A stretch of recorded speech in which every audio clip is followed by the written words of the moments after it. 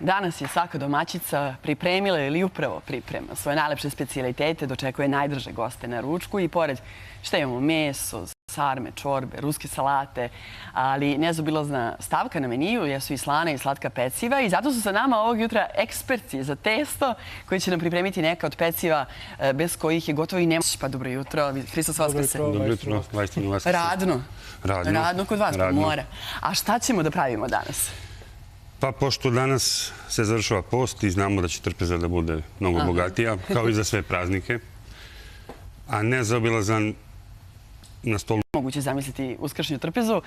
Moji gosti su pekari Ljubomir Pavlović i Miloš Damjanović. Će da budu štrudla sa makom. Ali treba nam nešto da se brzo napravi. Je li to brzo? Pa proja će da bude brzo, a štrudla će da bude... Biće i to završeno. Štrudla, proja i? I kiflice sa sirom. Kiflice. Od kakvog testa? Od ovog običnog ili lisnatog? Od običnog. Od običnog testa. A šta sve imamo? Baš kao za domaćice. Šta vam je ovdje? Mak. A to je mak, dobro. Šta još imamo?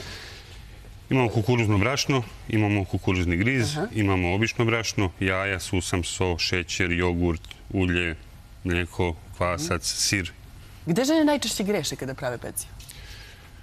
Pa mislim da ne greše, zato što svaka domaćica ima neki svoj recept. Pa da, ali nije svako jelo isto. Pa nije, ali ona misli da je tako najbolje kako radi i treba da poštujemo to. Hajde, vi sad osucite rukave i pravimo, a mi idemo dalje sa programom.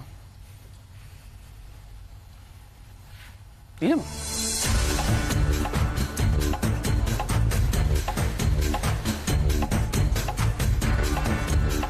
U ovom selu nalazi se 8 funkcionalnih vodenica koje su stare preko 2 veka. Ivkova vodenica, recimo, gdje se mi trenutno nalazimo, sagrađena je 1789. godine i još uvek radi. Zvuk vodeničara. Mi smo to odrasli. Još da smo bili deca, zato sam i zavoleo tu. Točka doveo nas je do Milorada Stevića, koji je nastavio porodičnu tradiciju i preuzeo posao vodenice. Vodenicu je održavao sigurno jedno 30 godina.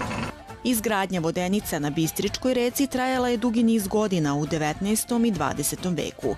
Meštani okolnih i daljih sela nosili su kukuruz i pšenicu samo kako bi na ovim vodenicama mleli brašno. Kada nisu imali mlinovi, nije imala struja, nije imala ništa. I onda se mlelo i žito i kukuruz. Sve se to mlelo na vodenicu. Na samo 1,5 kilometra od Ivkove nalazi se čitav niz od još 7 starih vodenica. Iako imaju drugačije imena, svaka od njih deli istu tradiciju.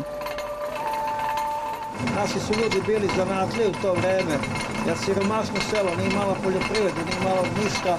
Svaka familija po 3-4 čoveka se takše i naprave tu vodenicu. Kukuruzno i pšenično brašno samleveno na vodeničnom točku osnova je za pripremu jela karakteristična za mlavsko podneblje, kao što su vlaški kačamak, parena proja, ali i vruća pogača. Što je slatko!